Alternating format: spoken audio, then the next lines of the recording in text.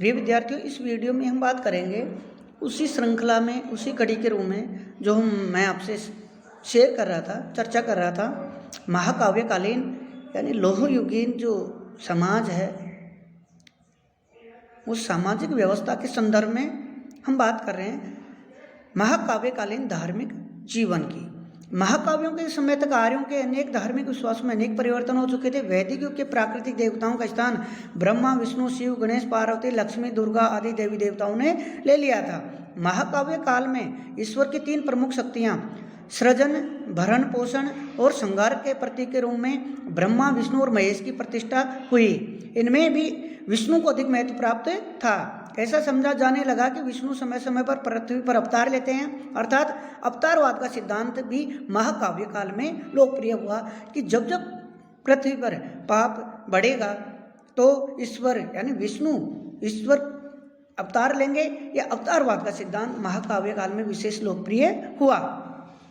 गीता में स्पष्ट लिखा कि जब जब धर्म की हानि और अधर्म की वृद्धि होगी तब तब मैं अपने रूप रचता हूँ और मैं साधु संतों का उद्धार करने के लिए और पापियों का नाश करने के लिए तथा धर्म की स्थापना के लिए युग युग में प्रकट होता हूँ। गीता के यही विचार आगे चलकर भक्ति मार्ग एवं अवतारवाद के रूप में वैष्णव धर्म में प्रतिष्ठित हुए। महाकाव्यकालीन समाज में यज्ञों का महत्व तो बना रहा, परंतु पशु बलि और लुप्त हो गई। अब लोगों में ऐसी धारणा होने लगी कि सच्चा यज्ञ तो सत्य, अहिंसा, संयम, वैराग्य, आचार शुद्धि को अपनाना और तृष्णा तथा क्रोध का परित्याग करना है। कर्मवाद का सिद्धांत, पुनर्जन्मवाद का सिद्धांत जोर पकड़ रहा था। आत्मा का आवागमन का सिद्धांत सर्वमान्य हो चुका था और यह धारणा बलवती हो रही थी कि तप, ज्ञान और भक्ति द्वारा मोक्ष की प्राप्ति संभव है। ब्राह्मणों का प्रत्येक धार्मिक कार्य पर एकाधिकार था। उपनिषदों की रचना इसी काल में हुई। भगवत गीता इस युग की सर्वोत्कृष्ट धर्म ग्रंथ है। भगवत गीता हिंदुओं का एक पवित्र धार्मिक ग्रंथ तथा भारतीय धार्मिक और दार्शनिक साहित्य की अमूल्य कृति है। यह महाभारत के भीष्म पर्व का अंश है। इसमें 18 अध्याय हैं। महाभारत के सुप्रसिद्ध युद्ध के समय अपने प्रियजनों की मृत्यु की कल्पना से अर्जुन विचलित हो गए और उसने युद्ध करने से इनकार कर दिया। ऐसे मार्मिक अवसर पर भगवान कृष्ण ने अर्जुन को जो दिव्य उपदेश दिया वही भगवत गीता में संग्रहित है। गीता में कर्म योग, ज्ञान योग और भक्ति योग, इन तीनों को ही मोक्ष का साधन माना गया है। इस दृष्टि से गीता का दृष्टिकोण समन्वयात्मक है। गीता किसी एक मार्ग की निंदा और दूसरे मार्ग की प्रशंसा नहीं करती। ये मोक्ष प्राप्ति के लिए सभी मार्गों को स्वीकार करती है। भगवान श्री कृष्ण ने कहा है, जो मुझे इस भाव से भजता है मैं उसको उसी भाव से देखता हूँ। मनुष्य किसी भी मार्ग का अनुसरण करके मेरे पास पहुँच सकता है। गीता में कर्म, ज्ञान, भक्ति का समन्वय करके सभी धर्मों को समान रूप से महत्वपूर्ण बताया है। किंतु जो भगवत गीता है वो भक्ति मार्ग की श्रेष्ठता पर जोर देती है। गीता ने भक्ति के द्वारा सभी के द्वार खोल दिए। कोई भी व्यक्ति चाहे किसी भी जाति वर्ग का क्यों न हो, ईश्वर की भक्ति करके मोक्ष प्राप्त कर सकता था। इससे पहले केवल द्विज जातियों ब्राह्मण, क्षत्रिय और वैश्यों को ही भक्ति का अधिकार या मोक्ष प्राप्ति का अधिकारी माना जाता था, लेकिन गीता ने शूद्र तथा निम्न जाति के लोगों को भी यह अधिकार प्रदान किया। परंतु गीता ने सर्वप्रथम यहाँ तक कि शूद्रों को भी भक्ति के महान मोक्ष प्राप्त करने का अधिकारी ठहरा। इस प्रकार गीता का धर्म एक ऐसा सार्वभौमिक धर्म था जिसमें ऊंच नीच, स्त्री पुरुष, छोटे बड़े सभी मोक्ष के अधिकारी थे। ऐसा व्यक्ति जो सुख दुख, लाभ हानि, जय पराजय आदि प्रत्येक परिस्थिति में दृढ़ता के साथ कार्य करता है, प्रत्येक स्थिति में अविचलित रहता है, वह स्थिर प्रज्ञ मानव कहलाता है। यानी कोई सी भी परिस्थिति आए, सुख दुख, लाभ हानि, पराजय, जय, प्रत्येक परिस्थिति में अविचलित रहने वाले व्यक्ति को गीता में स्थिर प्रज्ञ कहा है। भगवान कृष्ण गीता में इस प्रकार के स्थिर प्रज्ञ मानव का आदर्श रखा। गीता के अनुसार वही स्थिर प्रज्ञ है या पूर्ण मानव है जो निष्काम भाव से कार्य करते हुए सच्चिदानंद परम ब्रह्मा की प्राप्ति कर सकता है। वस्तुतः गीता प्राणी मात्र के लिए अगाध ज्ञान का भंडार है। उलझनों में फंसे हुए प्राणियों का एकमात्र ग्रंथ है। बात करते हैं महाकाव्यकालीन शिक्षा की। महाकाव्य में उसकी शिक्षा तथा पाठ्यक्रम की पर्याप्त जानकारी मिलती है। शिक्षा का महत्व बतलाते हुए रामायण में लिखा है कि शिक्षा ही मनुष्य का सबसे बड़ा नेत्र है। महाभारत में लिखा है कि विद्याहीन व्यक्ति शोचनीय होता है, उससे समकालीन युग में शिक्षा के महत्व की जानकारी मिल जाती है। रामायण में पाठ्यक्रम के बहुत से विषयों का उल्लेख, जिसमें दर्शन, धर्मशास्त्र, राजनीति, इतिहास, अर्थशास्त्र, वेद, पौराणिक आख्यान, ब्राह्मण ग्रंथ आदि मुख्य हैं। महाभारत काल में 6 अंगों सहित वेद, 10 अंगों सहित धनुर्वेद, उपनिषद, सांख्य, योग, इतिहास, राजनीति, अर्थशास्त्र, आयुर्वेद, शल्य चिकित्सा, नीतिशास्त्र आदि विषय पढ़ाए जाते थे।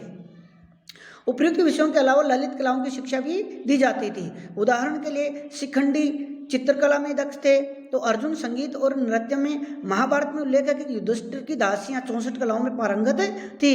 इससे पता चलता है कि महाकाव्य काल में कला की विभिन्न शाखाएं उन्नत और विकसित अवस्था में थी। इस काल में भी गुरुकुलों की परंपरा कायम रही। प्रत्येक ऋषि का आश्रम गुरुकुल था, जहां विद्यार्थियों को उच्चतम ज्ञान की शिक्षा प्रदान की जाती थी। रामायण में भारद्वाज और वाल्मीकि तथा महाभारत में मार्कंडेय और कर्ण के आश्रमों का उल्लेख मिलता है। किसी किसी गुरुकुल में तो हजारों की संख्या में विद्यार्थी अध्ययन करते थे। आश्रम का संस्थापक ऋषि गुरुकुल का कुलपति होता था। उसकी देखरेख में बहुत से योग्य विद्वान ऋषि विद्यार्थियों को पढ़ाने का काम करते थे। गुरुकुल का जीवन सादा और सरल होता था। विद्यार्थियों की सच्चरित्रता पर विशेष जोर दिया जाता था। गुरुकुल में नारी शिक्षा और सह शिक्षा भी प्रतिष्ठित थी।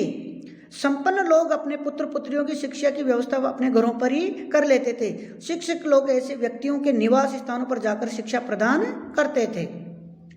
उदाहरण के लिए विराट की राजपुत्री उत्तरा को संगीत एवं नृत्य की शिक्षा देने के लिए अर्जुन को नियुक्त किया गया था। कौरव राजकुमारों की शिक्षा के लिए गुरु द्रोणाचार्य को नियुक्त किया गया था। इसी काल में शूद्रों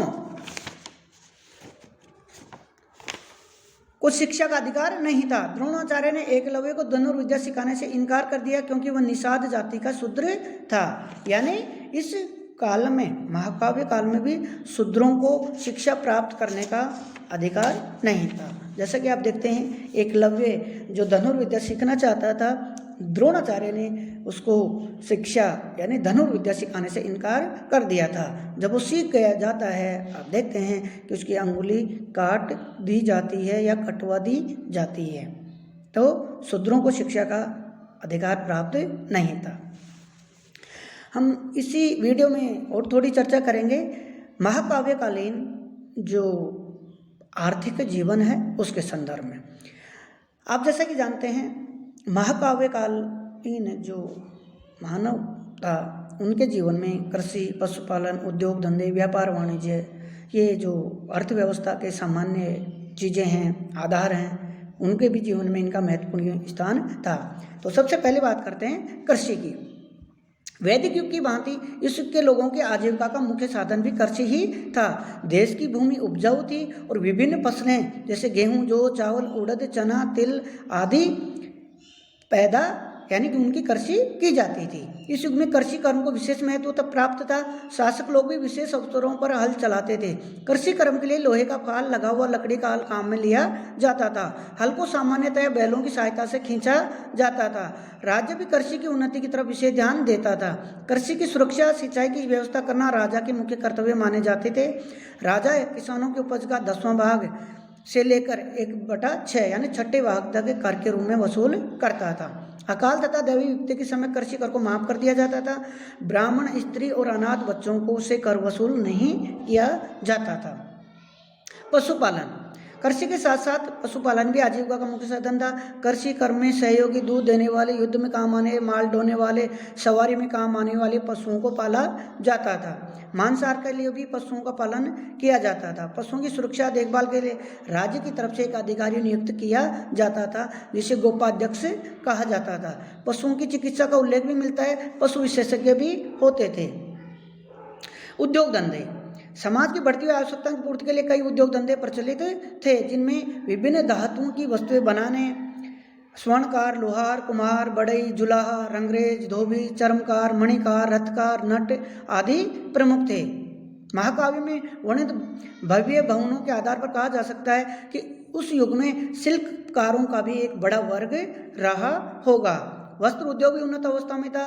महाकाव्यों से पता चलता है कि उस युग के बहुत से व्यवसाय श्रेणियों के रूप में प्रतिष्ठित हो चुके थे और संगठित हो चुके थे। श्रेणियों के अध्यक्ष को मुख्य कहा जाता था। राज दरबार में श्रेणी मुखियाओं को सम्मानजनक स्थान दिया जाता था। व्यापार वाणिज्य। महाकाव्य काल में व्यापार वाणिज्य उन्नत और समृद्ध अवस्था में था। महाकाव्यों में भारत के विदेशी व्यापार की पुष्टि होती है।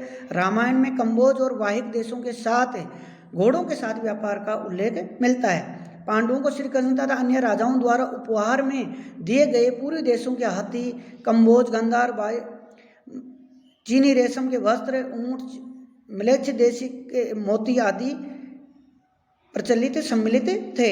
इनमें व्यापार वाणिज्य की अवस्था स्पष्ट हो जाती है। महाकाव्यों में जल मार्ग द्वारा व्यापार करने का भी उल्लेख प्राप्त होता है और बड़ी बड़ी नदियों के जो जल मार्ग था, नावों के माध्यम से भी व्यापार किया जाता था।